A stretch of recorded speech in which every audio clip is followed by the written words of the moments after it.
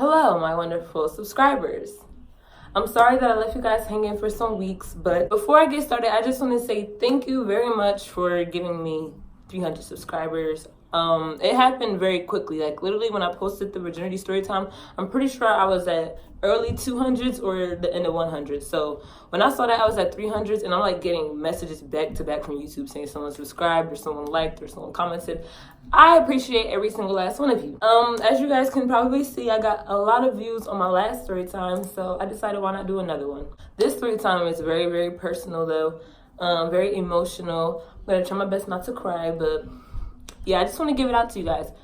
Only because of the simple fact I feel like if I don't do it now, I'm never going to do it. So yeah, I'm just going to do it now. Growing up, my mother was always sick. She was always sick. She had cancer and she was just always sick. But it's a fly. Like, what the heck? You know, she was always in and out of the hospital and stuff like that. It was normal to me. Like, okay, like she's going to come out and get better. You feel me? Summer of 2015, she was really, really sick. So she went into a facility, which was a hospice care. Now, at the time, I didn't know what that was. 2015, she was in a hospice care, which was really sad and hard. You know, we would go to visit her and come back. Me, my grandma, and my sister. We would go to visit her, go back home without her. And it was really sad, you know. We're just gonna go on to September 1st, which is the day the big events happened. So it was a few days before school started, because school starts in September. So I went to go get my hair done. My mom's best friend took me to go get some braids. So I got my hair braided. That's when I went back to the place and I was showing my mom. And like, I was like, showing her my hair and stuff. And she wasn't really in tune. Like, she was there physically, but not mentally. Like, she was looking and like, she had a blank stare. Like, she was just staring at me. Wasn't talking, nothing. It was a little weird, a little odd. But I figured, like, my mom's sick. Like, okay, she's not feeling well. And, we stayed there, chilled with her, spent time with her, and it was time to go. You feel me? Always made sure that she was good, made sure everything was close to her, because she wasn't going to have anybody there to help her. So I tried to make her as comfortable as possible. Me, my grandma, and my sister get home that night, and I remember I was on my phone, and my girl and my sister were on the floor. I think they were playing like some kind of card games. I'm pretty sure it was Uno. I'm not sure. It was getting late, so it was time to call her to say goodnight and stuff like that, So we called, they didn't answer. We called again, they didn't answer, but we waited a few minutes before we called again. So that's when about some minutes later, 30 minutes close to an hour later, they call back, and it's around 10 p.m. at night. So my grandma answers the phone, and she's like, hello, da-da-da. She gets up, goes into the bathroom. And at that point, I kind of figured, something's up, something's fishy, something's just not right. So that's when she comes back in the room, and she's just like, get ready. So me and my sister, what do? We got ready. And like, it was very hectic. Her adrenaline was rushing. You could tell it was something going on. So I was getting ready, blah, blah, blah, put my clothes on.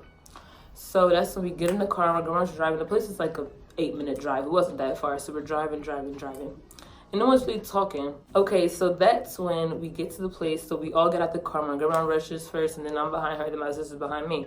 And we get to like her room, and the nurse came out the room, and we went in. And my mom was just on the bed, flat. Like, the bed was laid straight back. It wasn't set up how she had it when we were there. She was just flat. And at that moment, I figured that she was no longer alive. Everyone burst into tears. I was really, really sad. Like, it's crazy. Like, my mom's gone. Like, I can't believe this.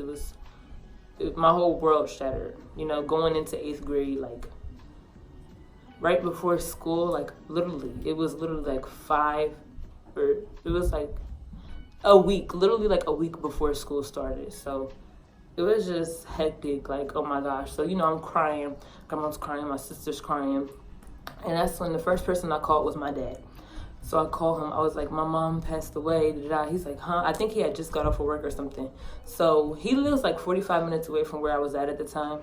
And he darted there so quick, like he got there so fast, it was like 10 minutes. And with the support from his wife, she came as well. She did stay in the car or whatever, out of respect, but she did come, which is my stepmom, and I appreciate the both of them so very much. So my dad was there, and then the second person I called was my best friend. I called her, I was on the phone crying, and she's like, what? And I was like, my mom, she died, da-da-da. She started crying too, so she gave the phone to her mom. Her mom instantly came. They lived like 5 minutes away. So they came, and like, I was so sad that whole time, crying. I posted it on Snapchat, and like, people were sending me messages, And like at the time, that's when I first started my Kehlani like fan page. I was obsessed with Kehlani, and we had a group chat of a bunch of girls that just wanted to talk. And you feel me? They had saw my post on Snapchat, and they were so supportive. Like, they were texting me. Literally, I've been talking to them for, I would say, 3 weeks or 2 weeks before this. Like, they were so supportive, and I really do love and appreciate every single last one of them. Like, they were posting on Instagram. It was just so beautiful. Like, I really do appreciate you guys, and that never goes unnoticed, and I would never forget it. Like, you guys are there for me. People that I haven't even seen in life. I just know their names, and you feel me? And it's just crazy. But yeah, I really appreciate all of you guys, and I appreciate everyone that I did, know from Snapchat. I really do appreciate all of the messages I got on there. They never go unnoticed, like I said.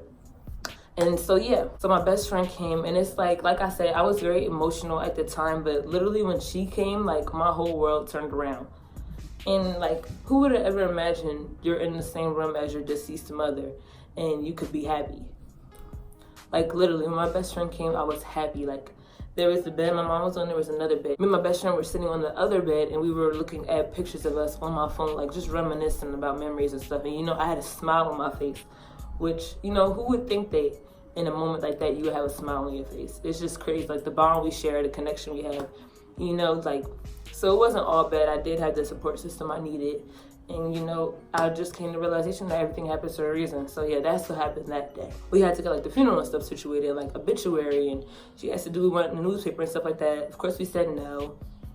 And then they told me to write an obituary. Mind you, I was only, I think, 13 at the time. 13? Yeah, I was 13 when my mom passed away. Just turned 13. And I don't know nothing about an obituary. My mom's funeral was the first funeral I've been to, like, that I could remember. I know when I was a little girl, I went to her cousin's funeral, but I don't remember that. And, like, it wasn't someone close to me. So the first person close to me that I lost was my mom.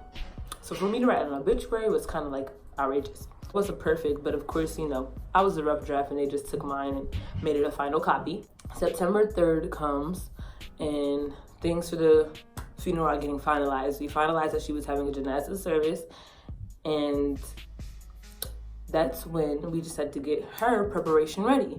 My mom's aunt asked me, do you want to come back and, help get your mom ready? So I said, sure. So I got up, followed her to the back, and we went into this room. In the room, there were 3 bodies, all deceased, obviously, and one of them was my mom. So we take the, cover off of her, and, she's just peacefully there. Just looks like she's sleeping, nothing crazy. And that's when we prep her body. So we wash her. It was me, my uncle, and one of my aunts. The other one didn't want to do it, I can understand it. I understand why. We all prepped her, washed her body. And that's when we moved her to another room. We would, like, wrap her body in plastic and the white cloth. You feel me?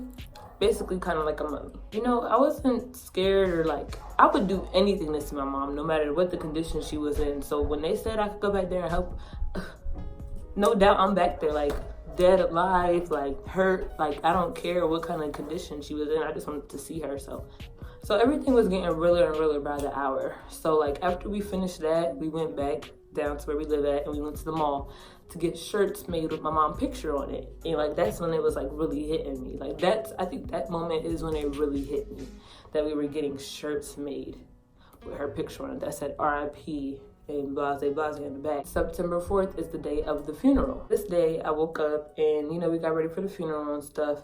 And so we get there, and it's like everybody's already in the funeral home or whatever, and like we walk in and they looking at us, of course, me and my sister, they're staring at us because we're her daughters, and we were her only 2, you feel me, and we lived with our mom. So, they looking at us crying and stuff, and that's when I start crying, of course, seeing everybody else crying, and walking into there and seeing my mom in the casket laid out in the front of the funeral home. It's a lot, like, a lot to deal with at such a young age. So that's when, they're talking, giving their speeches and stuff, and then they say, I'm going to come up there and read what I posted on Instagram. I was not ready for that. They didn't tell me I was going to do that, but I wasn't scared, but like, oh, wow. So I'm going to read to you guys what I wrote. It was this little message just for Instagram to see, I just said what I had to say at that moment in time, what I was thinking. So I had wrote, RIP Mom, I'm going to miss you very much in my life. But you're in a better place now, and that's all that matters. You provided everything that me and Amisha needed, and you truly did care for us. We have had our ups and downs, but at the end of the day, we love each other. Life is going to be very hard without you, but I'm strong, and I know I can get through it. You already know how much I love you, but now it's God's time to put you in his arms. We did all we can do down here. Love you, forever and always. That's what I wrote, and I read it up there. I think I was like crying, like I could barely read it, but I read it. And then, after like they talked some more, and then it was time for everybody to go to the burial site. So before that, we all did our kissing and stuff like that. So like, I remember like everyone left the church, not church, funeral home. It was like me and somebody else in there, I forget. And I just kissed my mom on her forehead, and her face was so cold. I remember that it was so freaking cold, like very, very cold. And her cheekbones were like so pronounced, and it was just crazy. Like, she just looks beautiful, like no more pain. She didn't have to go through it no more, which is great for her. And you feel me, for me too as well, because I didn't want to keep seeing her like that. And she tried all she could, so it happens. Everything happens for a reason. We go to the burial site, and I drove with my dad, and that day brought us so much closer. Like, I really do love my dad so much. He teaches me so much. He shows me what a man should be and how a lady should be getting treated. Like, I just love him so much, and he's just always there for me through everything. So that day really did bring us a lot closer. Get there, and like, it's time to bury her and stuff. So my grandpa, he's Muslim. He passed away in 2017 or 2018. I'm sorry, I forget. He was in Indonesia when it happened, so he wasn't even in America. So that hit me hard too. Like, he's not even here for me to, but that's besides the point. So yeah, he was saying his little Arabic, I think that's what it is. He was talking his language or whatever. And then that's when it was time to bury her. So, they did what they had to do. And then that's when I wasn't like in the front. I was kind of towards the back. Calling me over or whatever to, put some dirt, bury her. So I was shook, like, okay. But of course I did it. So I went over there and, took the shovel and did it. At that moment, I knew I would never see my mom again. So I had to really face reality. So after that, it was the bypass and stuff. And a lot of people were telling me, you look just like your mom, stuff like that. And it just taught me, like, never take people for granted. And so from that day on, I just been strong. I try my best. They tell me I should take grief counseling. And my dad has asked me that question 3 times. And I always say, no, I don't think I need it. But he has asked me. So, no one's blind to the situation. Like, well, my dad, of course, he's not blind to it. He asked me. And I don't know. I think I am ready for that now. I told the story without crying. I did a good job. So I really do think I am ready for grief counseling. I just think it'll be great. I feel like people go through losses and they take it out on others. They have like an angry stage, then an emotional stage, and it's like, I, didn't go through the anger stage, which is a blessing. Everyone copes differently. I didn't go through an angry stage. I feel like I didn't go through any of those stages, and that's why I feel like I need to go to grief counseling, because I think I'm all good, but I feel like one day it's gonna just come out of me. You feel me? It just teaches me to never take life for granted and never take your loved one for granted. Guys, that was the whole point of this story time. Tell your mother you love her if you live with her.